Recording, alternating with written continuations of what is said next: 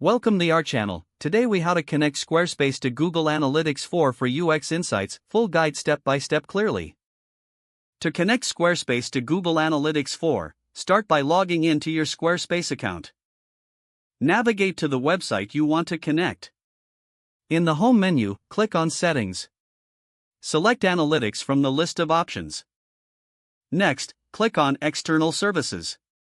Locate the Google Analytics section. Log in to your Google Analytics account in a separate tab. In Google Analytics, go to Admin in the bottom left corner. Under Property, click on Data Streams. Select the web, copy your measurement ID, which starts with G- followed by a series of numbers and letters. Return to your Squarespace settings.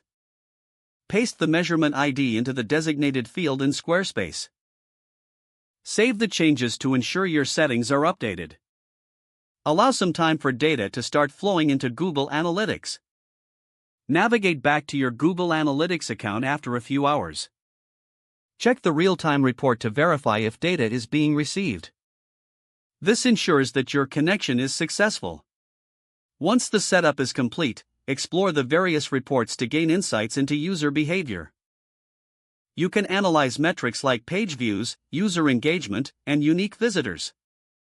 These insights will help you enhance the user experience on your Squarespace site. Remember to regularly check your Google Analytics dashboard for updated reports. This data will aid in making informed decisions for your website's optimization. Connecting Squarespace to Google Analytics 4 is a valuable step toward understanding your audience's behavior. Make sure to revisit the integration as new features in both platforms may offer additional capabilities. With this setup, you're well on your way to improving your site's user experience. If the page does not load, refresh the browser or try again in a private or incognito window. Make sure you are using the correct email address, then retype it carefully to avoid small typos. If your password is not accepted, use the reset option and create a new strong password you can remember.